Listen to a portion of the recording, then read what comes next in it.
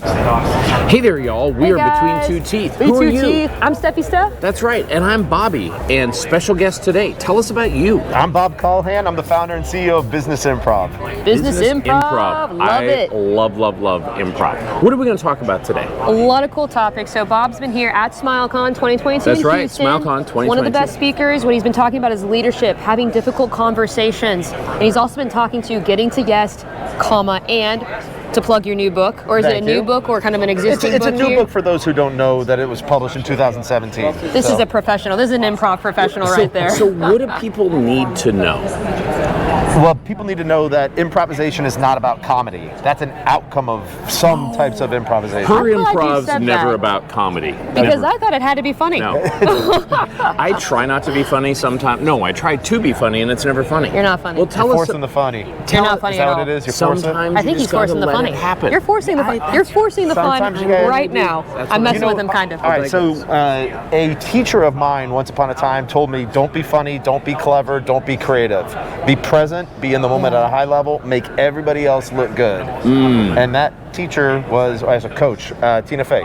Make everybody else look good. Make everybody look good. Because if you're focusing on making everybody look good, if you're focusing, Steph, on making Bobby and me look good, and Bobby's focused on making us look good, and I'm focused on making you look good, then it's not your idea and my idea, it's our idea. The idea that we, as a team, are better than any one of us individually. Wow, like seriously, mind blown. Hashtag Tina Fey, love her. I love that you brought that up. Yeah. And there's so many examples about how that can impact your life and move you to the next level.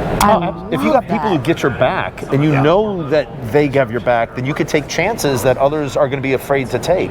And that's interesting, somewhat in all sorts of spaces. In the podcast space, before you look at things, it's a competition with one another as opposed to how can we lift each other up. Yeah. We're here at SmileCon Annual Session 88. How do we lift up other leaders? So what are things we can do communication-wise? How can we be most effective?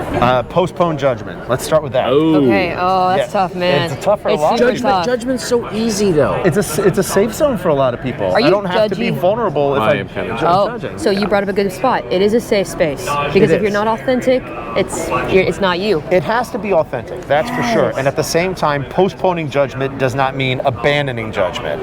We're just talking about deferring it. Okay. Saying like, okay, in a specific period of time, I'm open to what you have to say. In fact, I'm curious to what you have to say. What can I learn from you two today in this so that I'm not trying to force a square peg into a round hole in my agenda. I'm rather going to do this collaboratively with you, which means that I'm postponing judgment and I'm open to discovery. That is brilliant.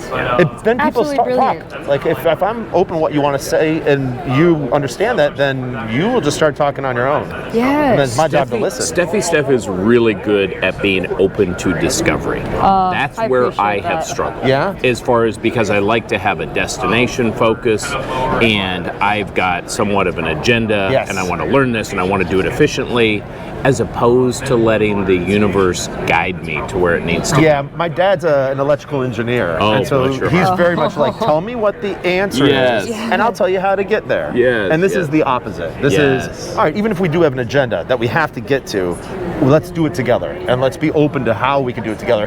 And that also creates this build-in approach that if you are bringing ideas to the table and you're bringing ideas to the table, then we have this ownership that's inherent inside of it. So it's not a buy-in, let's buy into this idea. Creating things together. That's it, creating things together. Like culture, for example. So what are such a big, important thing, dental offices and really any. And from a new doc's perspective, and this is what they don't teach you. They don't teach you improv skills. And I'm learning from you in this moment right now, improv is more about teamwork than I ever thought. Oh, yeah. I thought erroneously that improv was about you getting on the stage and being able to entertain an audience. And the other people on stage were helping you, but you had to entertain. Yeah. And that's not it at all. No. That's a specific type of improvisation. Yet, if you look at dentists or doctors, do you have to improvise ever? All the time. All the time. Right? Because the patient is the wild card. Realistically, if you're not actively listening and listening to what they say, but also more importantly, body language, and that if that doesn't alter the next word that you say, then you're missing, I think, a lot of that communication effectiveness. And I think, getting you, someone like you, in on a board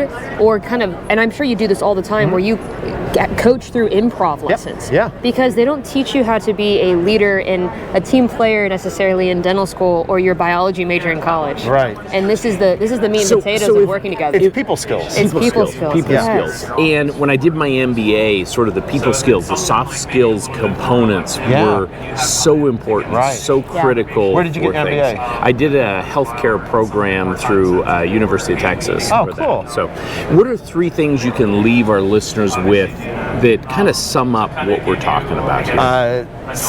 Think slow to move fast. Okay, think slow to move fast. I love this. So there's like the pause principle. Kevin Cashman wrote that one. However, it's really slow the brain down, be present, be in the moment. Improvisation is not about speed towards spontaneity.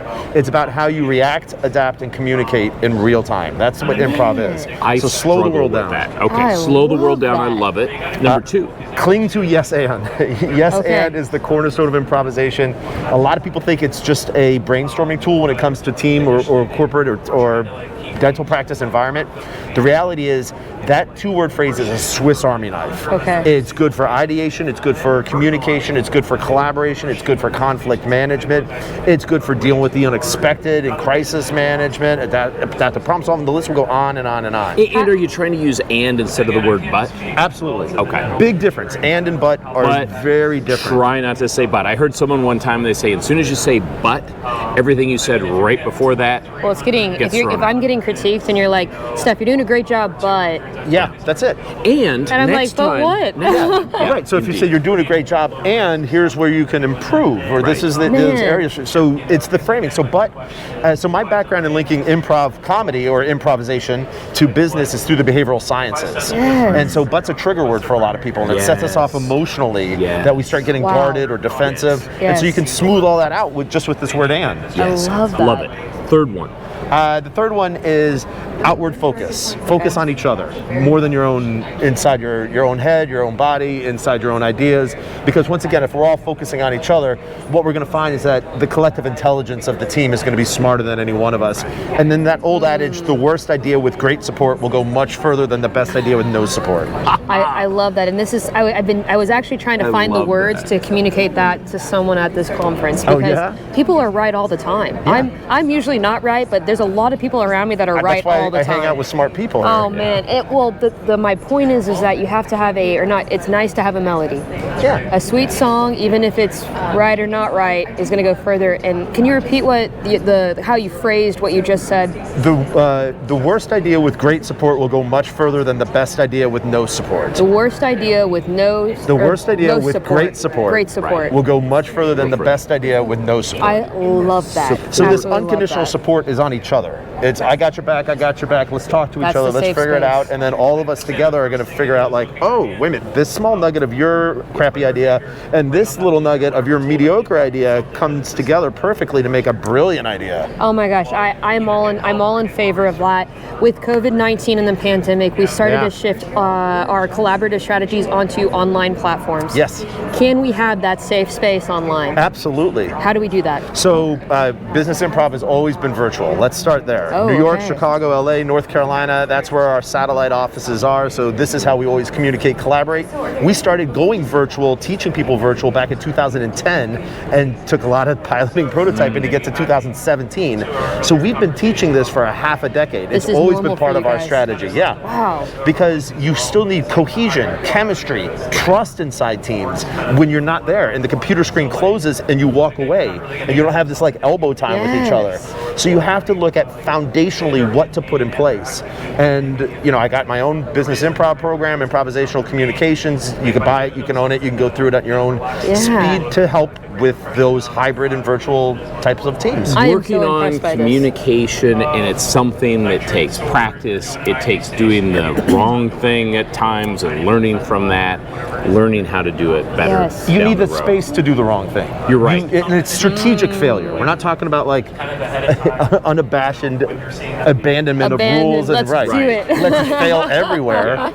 In a block of time, a space where you are deferring judgment, celebrating failure. It's failing with glory and being like, this is what we learned from this, and we did it. We created this messy area purposefully so that we can get into a judgment zone and be critical of ideas and not people, critical of like, what can we pull out? We call this whole process panning for gold. Oh my gosh, if you're this is amazing. panning for gold, which is people or ideas, culture, relationships, rocks, you don't go to a river and like put 2 fingers and a thumb and be like, I'm gonna pinch this much right there and pull that out, because that's a big waste of time. And that's what a lot of people do when they're sharing ideas. They get critical so fast that they're pinching for gold, as opposed to saying, in this spot, we're gonna pick up a lot of silt, we're gonna pick up a lot of weeds and muck and fool's gold, and then we're gonna sift. We're gonna create a different area to start editing. And been there. Well, you've given us an awful lot to think about. We are glad you were joining us. If you like what we're talking about, please hit the Smash that subscribe button, guys. Thank you. Again.